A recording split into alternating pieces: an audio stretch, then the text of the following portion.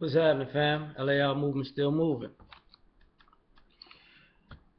Life choices are like buying a car. You know, when dealing with other people, I think we choose people the same way we choose cars. Men gravitate towards performance cars, women gravitate towards luxury cars. Um, Everybody wants something exotic. Exotic cars are eye-catching and they're great for the moment, but there's always a new moment. So just because you can afford something exotic or can and purchase something exotic doesn't mean you you're gonna stop right there with that one exotic purchase. You're just gonna get another. You trade it in for another. You trade it in for another because you're too busy keeping up with the new exotic trend. Guys who gravitate towards performance, we tend to do the same thing. More horsepower, more torque, all-wheel drive, um, 0 to 60 from 6 seconds to 5 seconds to 4 seconds to 3 seconds to 2.6. You know, you know, get a 10-second and under car at the end of the day. You know, earthquake and engine.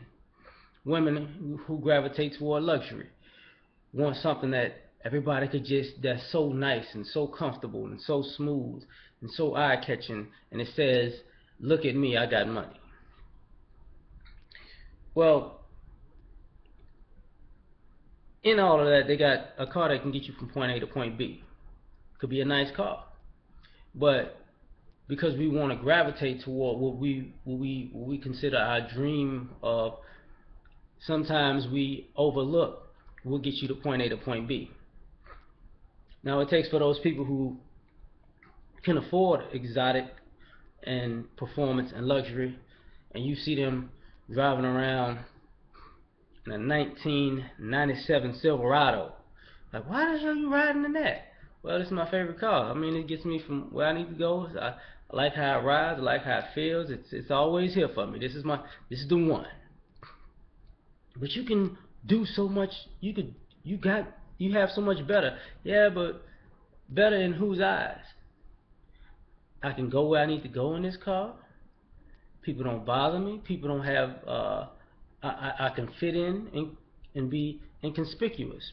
Being exotic and being over performance and luxury makes you very conspicuous, and everybody doesn't want to be seen and known. Now, I say that because this is how we choose people.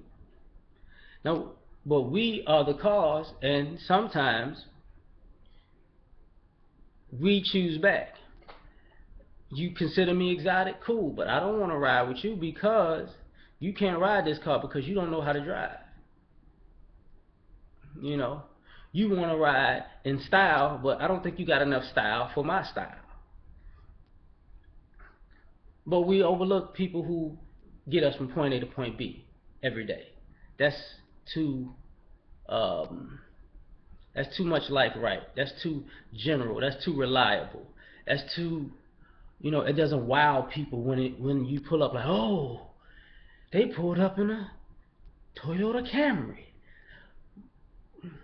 No, they don't roll off your tongue like, oh, it was a Rolls Royce, a Maybach, a Jaguar, you know, a Aventador. Yeah, that's how you gonna ride in style. A Godzilla. Oh, that's how you pull up. Corvette. Oh, yes. Well, here's the thing. You can only bring out your few people bring out their exotic, their luxury, and their performance on a daily basis. So for those people who, when they come to their senses, exotic is a phase, performance is a phase, luxury is a phase. You know, and there's nothing wrong with the phases. The thing is, when you think your phase is your lifetime reality, you become a little warped because all of the cars are designed to get you from point A to point B. And exotic cars are costly. Exotic people are costly. Performance is costly. Luxury is costly. And I'm not just talking financial.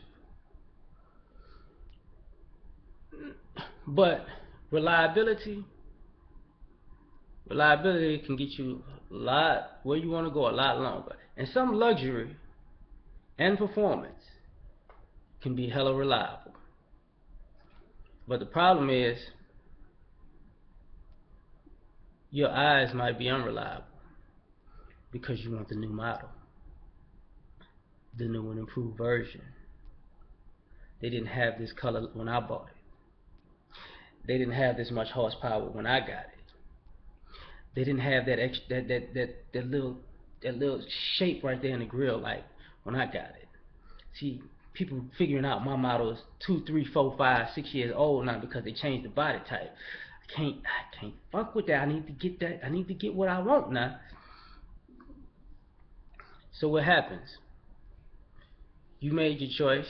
You got the new. You overlook the reliable, and you find out getting the point from point A to point B actually doesn't require all of that exotic shit. That doesn't require all that performance shit. It doesn't require all that luxury shit. But if that's what you want, go get it. Nothing wrong with you going and get it, by the way. But some people, most people, need reliability. So when you're picking, when you're making choices, it's probably in your best bet to make the reliable choice. Now, if you can afford exotic and it's reliable, if you can afford performance and it's reliable, if you can afford luxury and it's reliable, by all means do so. But if you can just afford reliable, at the end of the day, you're going to get from point A to point B. Don't choose to be a fool. Alright.